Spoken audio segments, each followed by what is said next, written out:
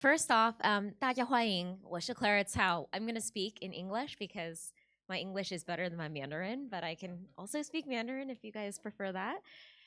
So today I'm going to give a quick overview of the Filecoin network. I know many of you guys have been involved from Filecoin, some from the very beginning, but it might be confusing who's who in the ecosystem and who does what. And so today I want to talk about the history of Filecoin and the different organizations that are part of it.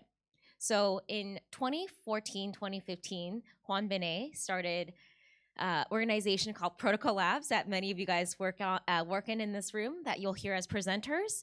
And also a white paper was created that talked about what Filecoin is. And this was launched in around 2017. And around that time, it talked about the creation of a new entity called the Filecoin Foundation that really does long-term governance of the Filecoin network, because no one is supposed to own Filecoin. It is supposed to be a community-driven effort that all of you guys in this room are just as much part of as Protocol Labs, Filecoin Foundation, and other entities. And so in 2020, when the Filecoin network launched, we also announced the launch of the Filecoin Foundation.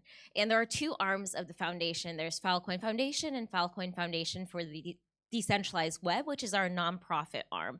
And so I'm just going to quickly cover a number of things that we do and also ways that you guys can also use us as resources.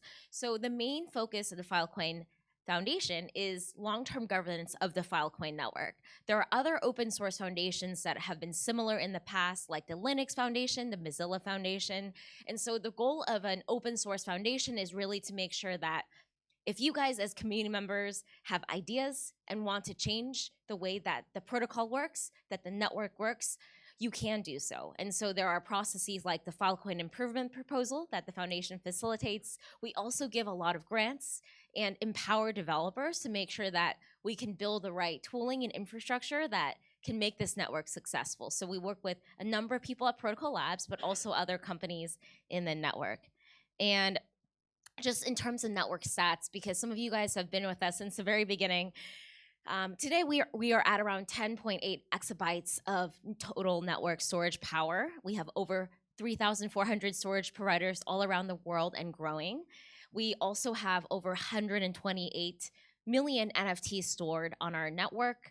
We have a daily onboarding rate of 4 petabytes a day, and then also 1.4 exabytes of network storage utilized. And we can't wait to see where these numbers are at with all the amazing momentum that Stefan and others have said and are driving here in the Asia region especially. The Filecoin ecosystem, this is just a quick snapshot, but you can see the tons of companies in our community, from applications and clients to research and collaboration to token infrastructure to developer tooling. And so one thing that's really exciting about this fall is you'll actually see even more companies nucleate and come into this graph up here of amazing contributors, of teams and people that are trying to make Filecoin the most decentralized and biggest storage provider, storage network out there. And we need the work of so many startups and so many different kinds of groups to get there, with storage providers being a core pillar of this.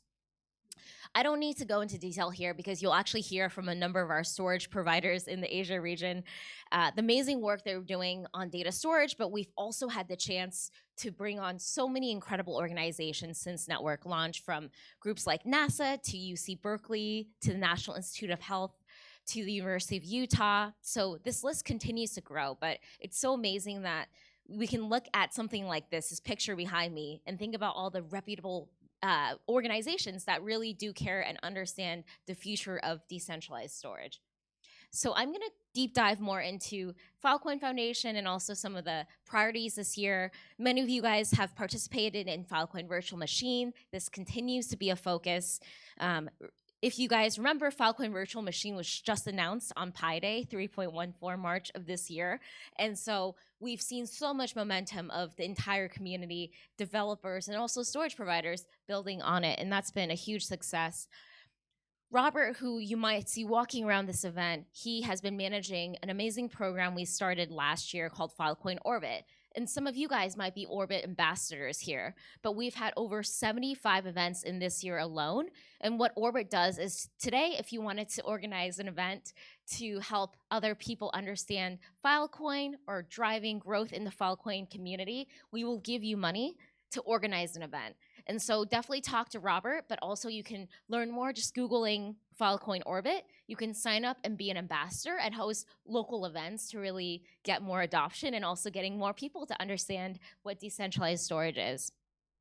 I mentioned a little bit earlier about governance. You'll hear from a number of people later today about Filecoin Plus and other programs that really make sure that we can maintain the integrity of the Filecoin network, but we're also open to new ideas. If there are things that are not working, we also want to hear that and also innovate together as a network. And that's the beauty of being a decentralized storage network. I spoke earlier about developers and the way we're constantly working with developers all around the world to build new innovative products. We've given out over $4 million US in grants just this year alone, out to 115 teams. And we also have 13 hackathons and over 1,300 submissions. So if you guys are interested in developing new solutions on Filecoin in all ways, you can also reach out and look at all the different developer grants that we've given out or participate in our accelerators or hackathons. Now back to storage providers.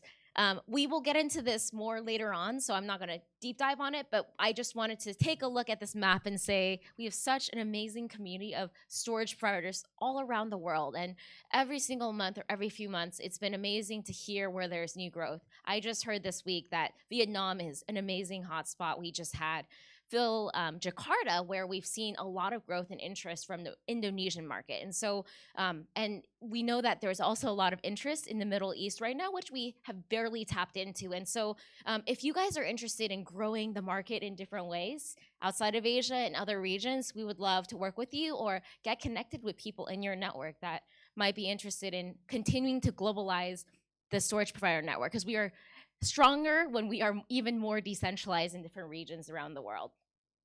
I also wanted to touch base on one amazing initiative we just launched last year, around October of last year during Phil Lisbon, which is called the Decentralized Storage Alliance. And this is an amazing organization that helps bring on enterprises onto use cases in decentralized storage. So last year we brought on AMD, Ernst & Young, and Seagate. And we're talking to a ton of enterprises right now, from Intel to Google to more. And so if you are thinking about how do I get enterprises to store data on Filecoin, this is actually the place to start, because we have much more of an enterprise-ready track for brainstorming and making sure that we can make this network as enterprise-friendly as possible. I also want to talk about one huge ability of the Filecoin Foundation is we host amazing events all around the world. We were at Davos just this past January, bringing together world leaders from John Kerry, talking about the environmental movement, all the way to will.i.am, the musician. But there's so many amazing people that all want to learn about the Filecoin mission, and also gathering together key scientists, key leaders to talk about this.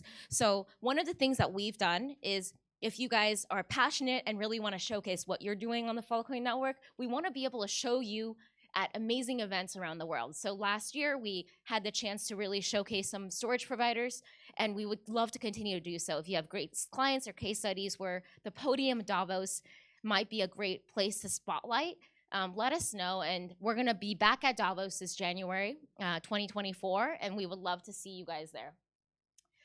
Some of you guys were participating in Filecoin Hong Kong, D-Store, earlier this year. And so one of the things that we do as a foundation is making sure that we can have amazing network bases and gatherings to bring the community together. And there were over 900 attendees there, really making sure that we can reach all regions of the world, especially in the APAC region.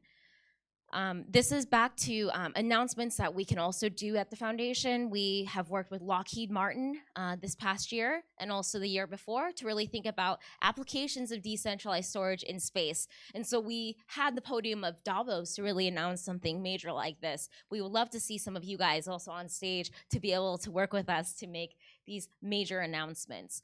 One other area that we'll talk about when it comes to data onboarding is really the importance of open and public data.